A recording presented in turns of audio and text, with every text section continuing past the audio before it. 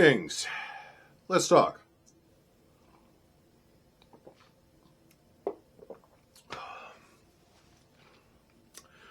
Let me tell you, June and July were busy for me. Did a lot of events, did a not small amount of traveling, and interestingly enough, I got to see, I think we're up at 3 now peerage elevations across 2 of the events I went to.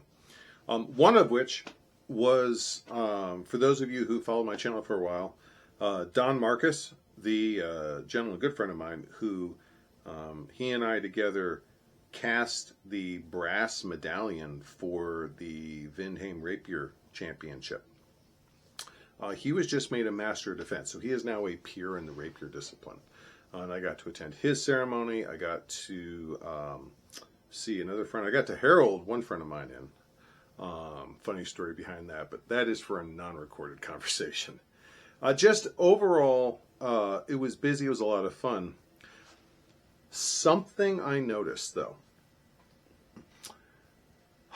especially in the last couple of years, when the ceremony is underway and the crown stands up, the tradition is they will go, is there a knight to speak for this person? And a member of the chivalry, sometimes several, will stand up, will speak words about the individual, the candidate, and then they always end on the same note, and they say, this person is my peer.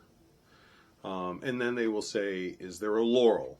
And then they will say, is there a pelican? And the only difference in this is that whatever order is being elevated, that's usually the last order to speak in that lineup.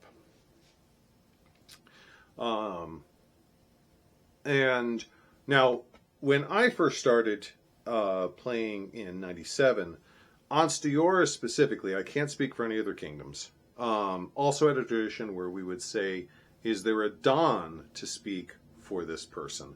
And that was because there were no Masters of Defense at the time. The Rapier Peerage did not exist. So Ansteora is the highest ranking rapier fighter, was a Don, and it was deemed prestigious enough. Even though a Don is not a rank of peer, it carries the prestige of a peerage. It carries the prestige of a terminal award in that discipline. Whether or not that accounts to peer, that's a nuanced conversation, something we can talk about later. But we decided that for a lot of ceremonies, not all, but a lot of ceremonies, Dons would be welcome to come speak among, with the peers and say this person is, a good candidate for this peerage. Now that has really ballooned in the last couple of years. There have been calls for centurions to speak, which that is our grant chivalric fighting award. And we've now, when Marcus was made, they had, is there a member of the populace to speak for this person? And that kind of had its own little amusing scene, is 2 very outspoken, loud and outspoken advocates for Marcus spoke up in unison, as a matter of fact, at first. They were kind of stepping on each other to speak. And that kind of gives, especially newer players, the impression that this is that this is some sort of a venue for public accolades of the candidate. Now, all ceremonies are organic things that change over time. That's a given. I have witnessed a lot of subtle change over time with the peerage ceremonies. But there is a definitive start to where this comes from. And it is not about public accolades. This is not some populist moment to let people talk. This has a very specific point in origin. Now, before I dive into this, I need to qualify the information I'm about to share. I have not ever seen any written notes talking about this. All of this comes from oral tradition, from different sources, from different social circles. So I am confident this information, at least distilled down to what I'm going to give you, is accurate and is not subject to any, glossing over of history or Mandela effect.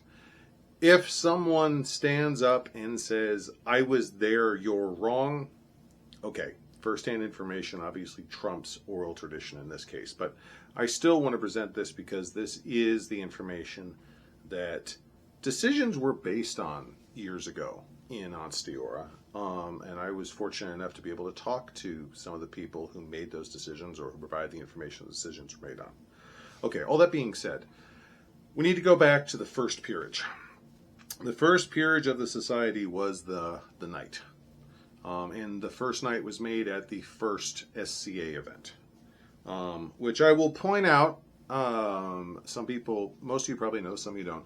The first SCA event was a costume party held by a bunch of graduate students in celebration of one of them successfully defending their thesis, and some of the people in attendance were wearing fantasy costumes. So I am glad we have turned into a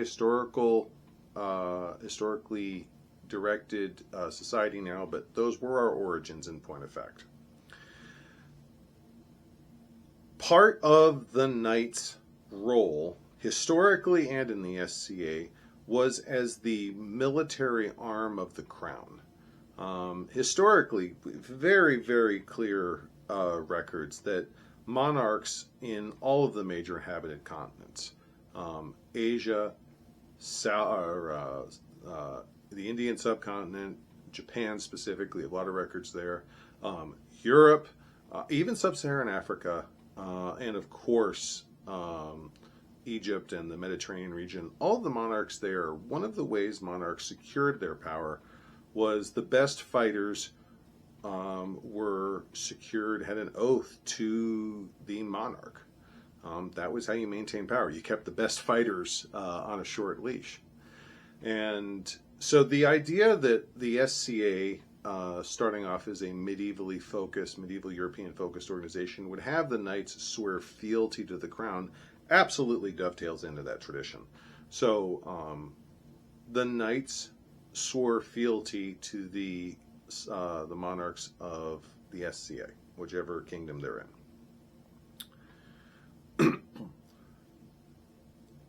Early on, there was one individual who had all of the physical and skill-based prowess of a knight, but he would not become a knight. He chose not to because he was of a particular religious philosophy that forbade him from swearing fealty to another. Now, I've heard a lot of people react to that when that story is told and go, this is just a game, that's taking it too seriously. Okay, yes, the SCA is a game. I'm okay saying that, but we need to, before this conversation gets too side-railed, I want to summarize this by saying, while the ranks in the SCA don't mean anything in the real world, the skills we acquire in the SCA, and more importantly, the relationships that we form in the SCA and our experiences in the SCA are genuine. When you develop the physical skills to be a fighter, or the strength to be, a woodworker or a craftsman, or the skills to do those jobs, or when you develop the personality traits, the personality skills to become a leader, those are genuine experiences that carry over into the real world. If you increase your physical fitness and stamina and reflex times in the SCA, you're going to be just as wired and flexible and mobile and agile in the real world. So the experiences we have, the relationships we have, all of the things that we do in the SCA have a genuine side to them. So yes, this is just a game, but I really don't want to leave that as nothing here is real, because the relationships we form are very real, the friendships we form are real, the animosities we form are very real, and the skills that we learn are very real, and a lot of times, they transfer over directly or indirectly into the real bill-paying world. So that aside, this individual would not swear fealty, and part of being a knight is swearing fealty. So a new order was created for him, and that order was the Master at Arms. Now, this is effectively, in concept, it is a knight who does not have to swear fealty. And this was actually a very important step in the SCA's evolution because, first of all, there are a lot of fighters historically who were of an extremely high skill set, but we know they didn't practice fealty the way it was practiced by many others in their time frame, contemporary to them. There were fighting orders that did not understand the concept of chivalry, of fealty. The way they saw the world, the way they fought, the way they practiced, the way they aligned their loyalties and who they fought for, worked under different metrics. So this actually, in my opinion at least, was a very good development. But it gave this person the opportunity to become a peer in his chosen art form, a martial art, without creating a conflict with his personal religious philosophies, which I consider a very noble thing to do for him, and I consider that important. Now, that created, in part, a tension between the knights and the masters at arms. Which one was better? And we've talked about this before. There is rank and there is prestige, and these are separate items. Anstior, for example, has a number of awards which are extremely prestigious but carry no rank. None whatsoever. And there are several awards which carry some substantial rank, but for a myriad of social reasons don't necessarily carry the same amount of prestige as a few other grants that are out there. Prestige is a moving target, and it's more social construct than law in the SCA. And the rank of Master at Arms was set in stone. The Master at Arms is a peer. Full stop. This is non-negotiable. If you call for all peers to step forward, there is nothing that is going to prevent a Master at Arms from stepping forward. And if you call for all the members of the chivalry to step forward, Master at Arms are coming forward. Full stop. But there were definitely people who felt like if you're not willing to swear fealty, you are not truly a peer. You are not truly a knight. You're not truly a member of the chivalry. The only true chivalry were knights. I've heard that said.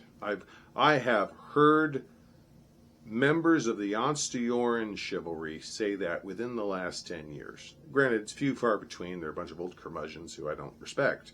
But the sentiment exists. And when the earliest, I don't know if this took place at the first peerage elevation for a Master at Arms, but I know this very early caught on that when a Master at Arms was made, the crown would call forward a member of the knights to speak for this person, and it was the knights, one of the knights or several of the knights, who would speak about this man, speak about the accolades of this individual. And at the end, they would say, "He is my peer." Now, this is very important. You need to understand that a peerage ceremony, any ceremony in the SCA, but a peerage ceremony very specifically, is choreographed with a lot of political overtones to it. When a member of a peerage, any peerage, but in this case the knights, says, "This person is my peer," ostensibly what you have is someone who has been down this road, who has sweat and bled and cried and just been through hell to get this rank. And they are acknowledging this other person has done all of the same things, and whatever differences there may be between us, I, as someone who's been down this road, am acknowledging this person is my equal. They are my peer. And that is the origin of, is there a knight to speak for this person? Now, almost immediately after that, again, this is based off of oral traditions, so I don't know if immediately means the next week or the next year or the next decade. draw from that what you will. The other peerages, the laurels and then the pelicans, and this was well established by the time the Master's Defense came around, so I don't think this was even a factor for them. There was a push that, well, if a knight is going to speak for a master at arms, well, then they should speak for the laurels. And then when the pelicans are made, they should speak for the pelicans, because we are peers and we should be considered equal. And that was how that was done. And then, okay, if they're equal, then a pelican and a laurel should speak for the other peerages, master at arms and the knights, when they are made. So by the time you get to the Master of Defense being made, it was well established you're going to have at least one person from each peerage was going to speak. And now the mix is you're going to have, is there a knight speak for this person? Is there a laurel to speak for this person? Is there a pelican to speak for this person? Is there a Master of Defense to speak for this person? And the ceremony's kind of taken on a life of its own. And I don't necessarily know that I disagree with the idea of a populace call. Is there a member of the populace to speak for this person? Because that is very distinctly taking the ceremony in a different direction. This is the idea of a lesser ranked individual speaking for this person. This is now a question of character. This is a question of public accolades. This practice started very specifically as a ceremonial, as a legalistic maneuver to establish equality between people of terminal ranks, of extremely high rank. So the idea that now we are doing a call for the populace or a call for grant members to come and speak, this is a change in direction. Now, is that a good thing or a bad thing? I mean, I obviously have my opinions, but it's not my place to say. It's not my ceremony. I'm not the monarch. It wasn't my journey that put anyone up there. So whether or not this is good or bad, that's a conversation to be had. But I did very specifically want to put out there that there is a reason this call exists. And I don't want to say it's lost to antiquity yet, but if we don't talk about it, if we don't teach people, hey, this is where this comes from, this is why it was done, we probably are going to be running into a situation where fewer and fewer people know why we do this and what its actual history is, which brings us to here. So the next time you're at a court, next time you're at peerage elevation specifically, and you see that, just know that that's the history of these words. Even if no one up there knows where this got started, you have a little bit of knowledge, a little bit of framework to better understand where these things came from. And if you know where they came from and you know where they were when you started, you know where they are now, you can kind of plot a path and see how things have changed, which is really kind of cool. It's one of the cooler things I enjoy doing in the SCA, is just seeing how we've evolved. Thank you very much for joining me. I always appreciate these talks, and I really appreciate you taking time out of your day to listen to me. I hope you enjoyed. I'll see you at the next event. Until then, goodbye, and God bless. If there are two things I've learned that drive videos these days, it's controversy and engagement. Now, I am never going to fly the controversy flag on a regular basis. It's not what I'm here for. It's not the content I want to make, and I really don't think it helps any of us. But let's do engagement. If you like this video, please go down in the comments and leave a comment. Make sure to share the video. And last but not least, easiest of all, make sure to like the video. That helps drive the algorithm. It helps get the video views and helps promote this material. Thank you very much.